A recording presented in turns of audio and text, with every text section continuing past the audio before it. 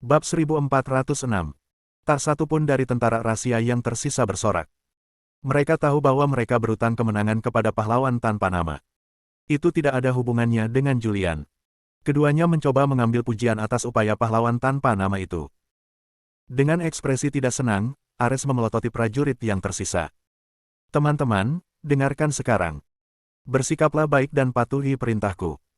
Kalau tidak, kalian akan dieksekusi. Ingat ini, anak buahku. Mengambil kembali Kepulauan Selatan adalah Julian dan usahamu. Tidak ada pria misterius dan Jenderal Maples tidak melakukannya. Menggunakan obat apapun untuk meningkatkan kekuatannya menjadi prajurit kelas raja. Seorang pria kekar melangkah keluar dari kerumunan. Tidak. Kerumunan berbalik untuk menyadari bahwa itu adalah pemimpin tim elit yang berbicara. Pria misterius itu telah mempertaruhkan nyawanya untuk melindungi Kepulauan Selatan dan hidup kita. Jika bukan karena dia, kita akan kehilangan pulau dan mati. Dia adalah pahlawan sejati. Bagaimana kita bisa melupakan dia setelah kematiannya? Ares marah, apakah kamu tidak mematuhi perintahku? Aku hanya mengatakan yang sebenarnya. Sangat baik, Ares menyeringai. Aku mengagumi kejujuran dan keberanianmu. Tiba-tiba, dia menendang batu itu dengan kakinya. Seperti peluru, peluru itu melesat dan mengenai kepala pemimpin tim. Dalam sekejap, sebuah lubang berdarah muncul dan pria itu jatuh ke tanah, tak bergerak. Ares berteriak, ada lagi. Kami juga. Dua tentara maju. Ares, kamu mencoba melarikan diri lebih awal dan kamu mengorbankan kami untuk mengulur waktu untuk pelarianmu. Keluarga dan teman-teman kami mati di tanganmu. Kamu pengecut dan pengkhianat. Pria sepertimu tidak berhak diletakkan di atas alas. Seperti pahlawan. Brengsek.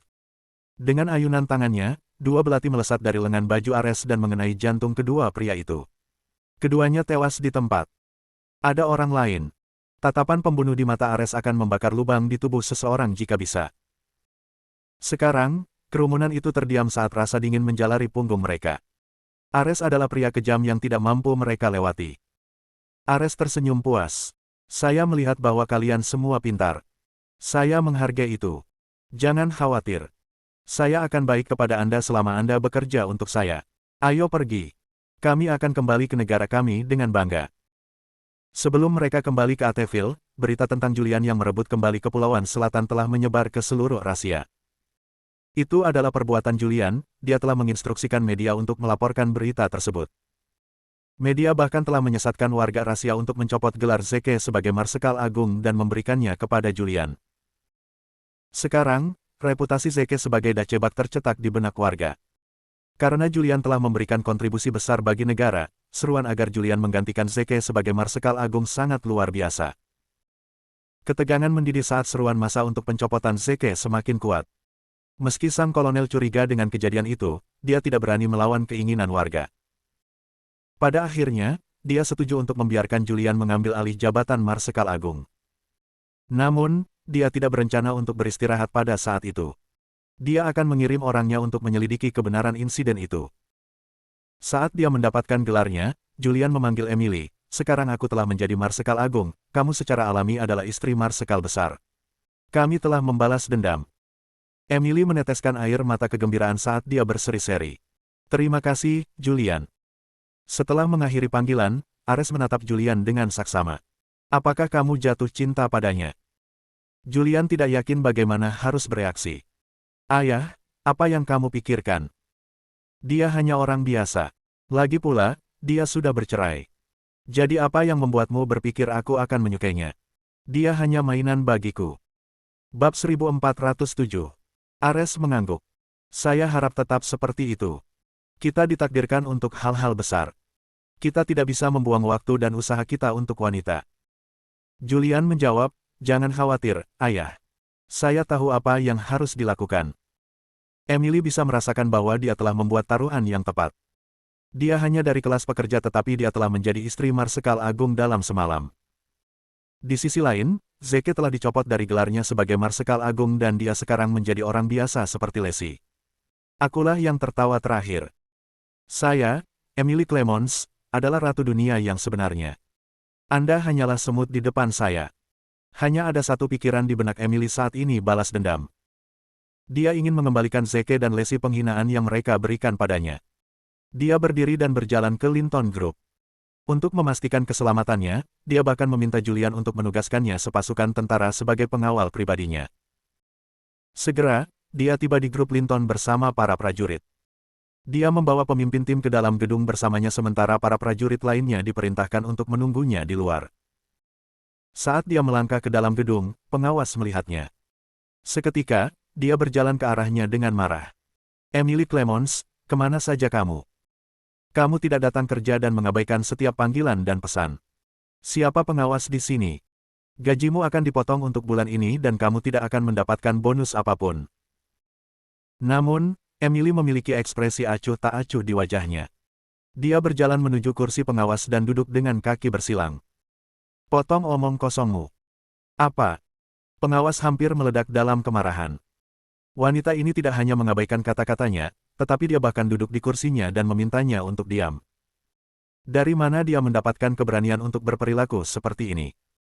Pengawas itu mengamuk, "Emily, turun dari kursi. Itu bukan tempat dudukmu." Emily menggumam, "Maaf. Kamu tidak berhak berbicara seperti itu padaku. Bawa Lacey ke sini. Ada yang ingin kukatakan padanya." "Apa?"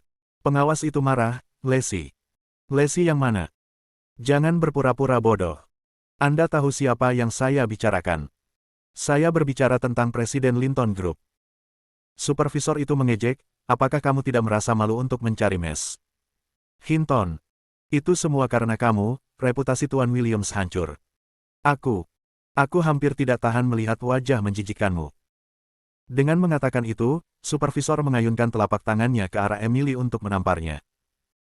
Namun, sebelum telapak tangannya bisa mencapai yang terakhir, pengawal Emily melangkah masuk. Dia menamparkan pengawas itu langsung ke tanah. "Anda pasti memiliki keinginan mati untuk memikirkan menyakiti istri Marsekal Agung."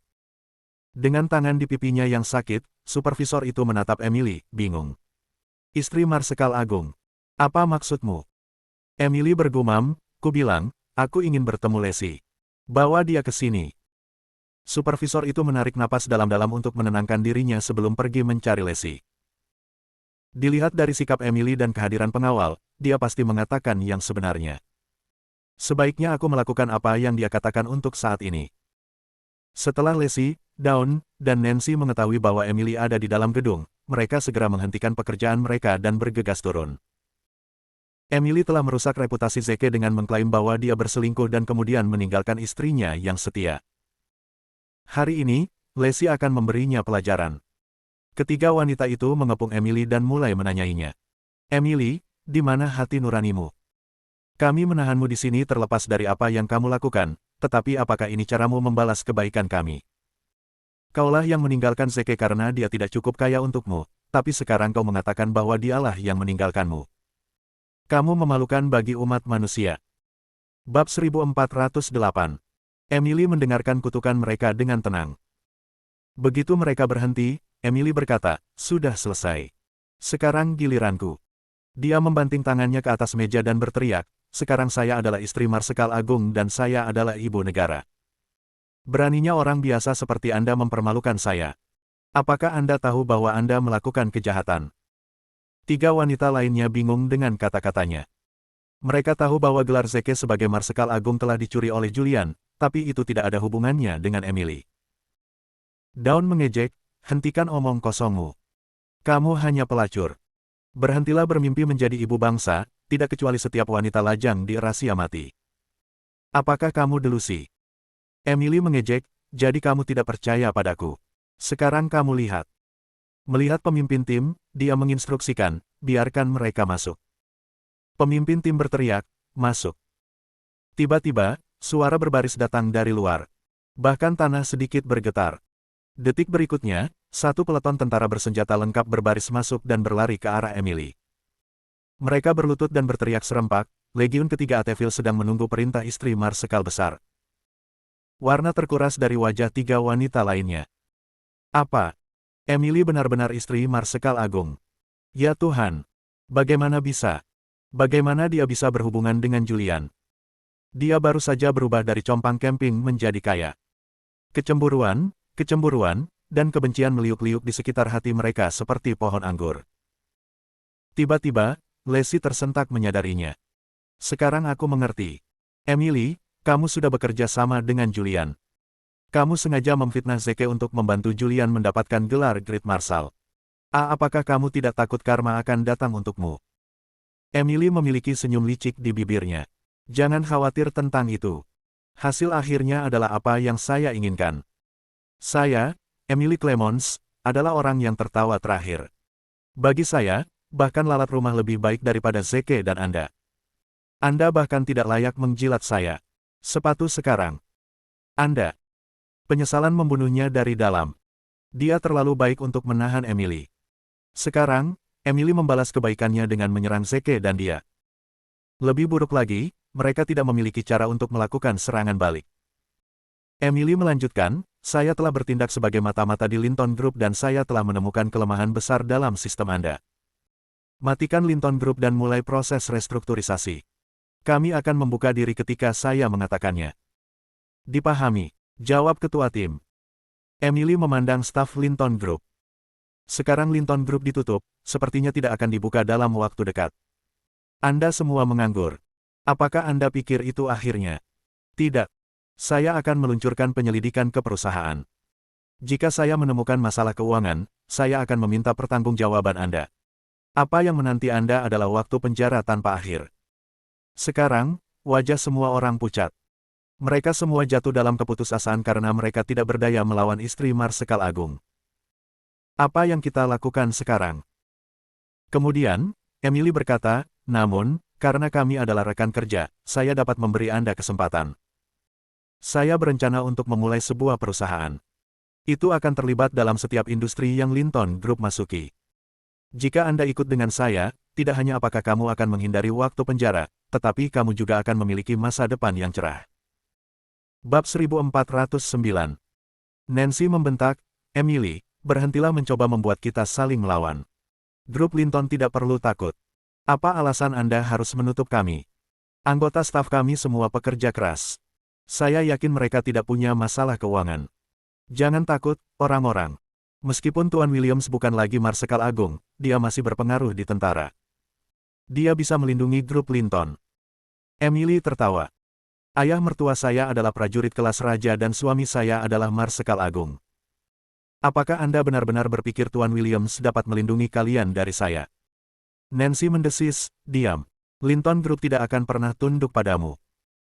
Sebelum dia bisa menyelesaikan kata-katanya, seorang wanita berpakaian glamor berlari ke arah Emily. Dalam upaya untuk menyanjung Emily, dia berkata, Miss Clemons, saya akan melakukan apapun yang Anda minta. Mulai sekarang, saya akan mengikuti Anda sampai akhir dunia. Wanita ini adalah salah satu eksekutif sumber daya manusia di perusahaan. Emily tertawa. Bagus. Setelah datang ke perusahaanku, kamu akan mendapat promosi 3 peringkat di atas posisimu saat ini. Promosi 3 peringkat adalah godaan yang terlalu besar untuk ditolak. Segera, semakin banyak anggota staf pergi ke sisi Emily. Miss Clemons, kami akan bekerja untukmu. Miss Clemons, kami akan berkontribusi pada perusahaan baru Anda. Miss Clemons, saya sudah berpikir untuk meninggalkan Linton Group sejak selamanya. Lacey dan Dawn murka. Orang-orang ini tidak punya hati. Linton Group selalu memperlakukan mereka dengan adil. Apa yang mereka lakukan sekarang pada dasarnya menambahkan penghinaan pada cedera. Pada akhirnya, tidak ada anggota staf lama Linton Group yang pergi, tetapi lebih dari separuh anggota staf baru melakukannya. Dawn menggerutu, kalian semua pengkhianat. Tunggu saja. Karma akan segera tiba. Para pengkhianat mencibir, kamu tidak berdaya sekarang dan mereka akan segera menyelidiki asetmu. Dalam sekejap mata, kamu akan hidup di jalanan. Kami lebih suka menghadapi karma daripada hidup di jalanan dan mati karena dingin bersamamu. Emily memerintahkan, segera matikan Linton Group untuk restrukturisasi. Kami akan membukanya kembali ketika waktunya tepat. Ya Bu. Pemimpin tim segera mulai mengerjakannya. Dawn panik dan buru-buru menghentikan pria itu. Sejak kapan kita melanggar hukum? Tunjukkan buktinya. Kalau tidak, Anda menyalahgunakan wewenang Anda dan saya akan melaporkan Anda ke atasan Anda. Pemimpin tim mendorong Dawn ke samping. Perintah istri Marsekal Agung tidak terbantahkan. Tidak mematuhi perintahnya berarti melawan militer. Saya berhak menangkap kalian semua. Anda. Dawn tidak bisa menemukan kata-kata yang tepat di tengah kemarahannya. Khawatir bahwa Dawn akan terlibat, Lacey dengan cepat menghentikannya. Saat itu, Emily dengan puas pergi bersama para prajurit dan karyawan barunya. Sementara itu, Linton Group ditutup dan semua karyawan di perusahaan tersebut diberhentikan. Downey sangat marah dan cemas pada saat bersamaan. Lacey, cepat telepon Zeke. Aku yakin dia bisa menemukan cara untuk menyelesaikan ini. Seketika, Lacey mengeluarkan ponselnya untuk meneleponnya. Namun, tidak peduli berapa kali dia mencoba, panggilan itu tidak akan berhasil. Dawn dan Nancy juga mencoba meneleponnya, tetapi tidak berhasil. Aneh. Kenapa Zeke tidak mengangkat teleponnya? Downey bertanya. Lacey menghela napas, Zeke memberitahuku bahwa dia akan pergi misi beberapa hari yang lalu.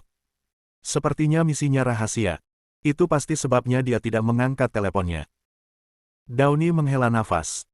Kita harus menunggu Zeke pulang sebelum kita bisa melakukan hal lain. Bab 1410. Kepala Nancy berdenyut-denyut kesakitan. Tapi kita tidak bisa berdiam diri sampai Zeke kembali. Kita kehilangan puluhan miliar setiap hari. Lacey bergumam, itu satu-satunya cara bagi kita. Lebih buruk lagi, aku akan menyerah pada Linton Group. Lagi pula, Zeke bukan Marsekal Agung lagi. Ketika dia selesai dengan misinya, kita akan pensiun bersama. Kami akan menjalani kehidupan biasa sebagai petani. Tidak ada hal lain yang penting selama kami bersama. Di Istana Tisleton, Connor, Ares palsu, sedang dalam suasana hati yang baik. Sejauh ini, rencananya berjalan lancar. Dia telah berhasil menjadikan Julian pionnya. Sekarang, pionnya duduk di atas tahta Marsekal Agung. Hal berikutnya yang akan dia lakukan adalah membuat Julian meninggalkan keluarga Tisleton dan membentuk pasukan baru di Rahasia. Dominasi yang baru ditemukan ini akan menjadi dasar bagi kediaman pangeran yang baru. Kemudian, dia secara bertahap akan memindahkan aset keluarga Tisleton ke kekuatan baru untuk memperkuatnya. Pembangunan kembali kediaman pangeran bisa terjadi lebih cepat dari yang diperkirakan. Dia memerintahkan Julian untuk datang menemuinya. Ayah, ada yang bisa saya bantu?